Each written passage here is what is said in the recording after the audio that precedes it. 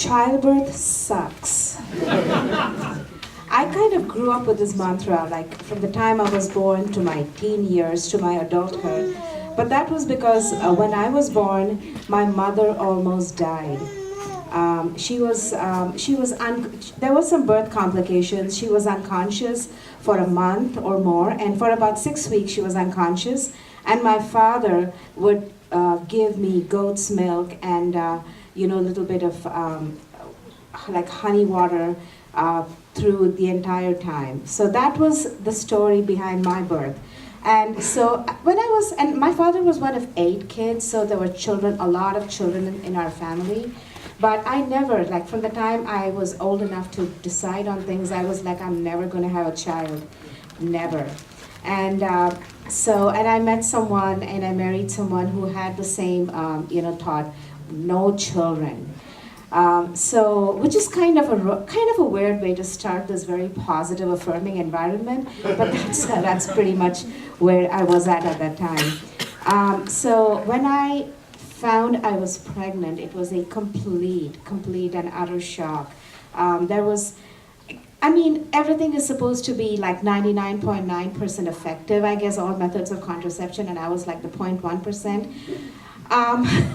But it just happened, and when I realized I was pregnant, both my husband of that time and I, we were trying to like wrap our minds around this, like what do you do, what should we do, because we were both having busy careers. I was also in school full-time in California, and I was trying to figure out a lot of things. I wasn't ready for this. So when I went for my first checkup, I was so sure I wouldn't be pregnant that I was about like 3 months gone when I actually went to the doctor, because I didn't even realize something was missing. Yeah. So when I went there, the first time I went to the doctor, they did the routine blood test, and I filled up the form. This was in San Jose, California. I filled up the form and I gave all the information that they asked, which included, my name, age, like my race, and a lot of other details. And then they did the blood test. And a week later, I got a call and actually, I literally found a doctor by looking through my insurance website. I just picked up a doctor who was like the closest to my office. That was literally how I approached this whole thing. So when I went a week later, they called and they asked me to meet them a week later. So I went alone, and then they told me that my blood work indicated some kind of an abnormality, which when associated with my race, that was going to be a 1 in 50 chance that the child I was going to deliver would have Down syndrome. I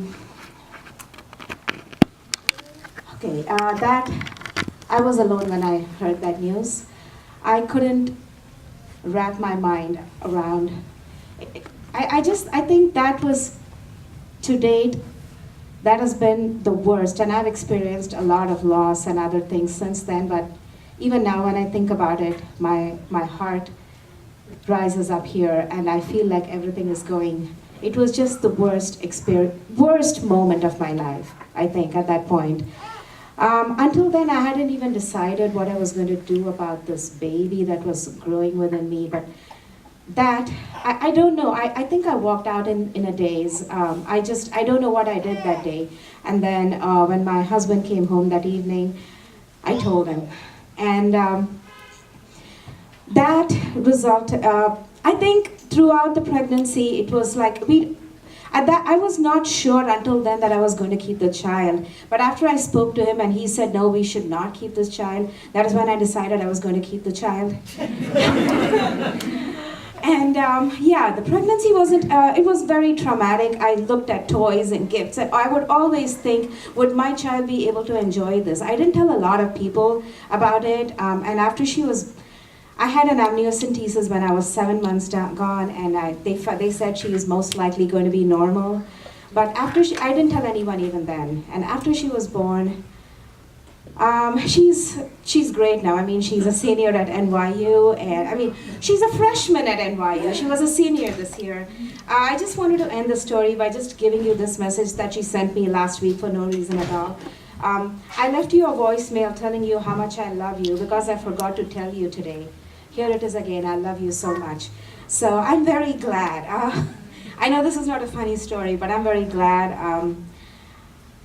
That's it. That's my story.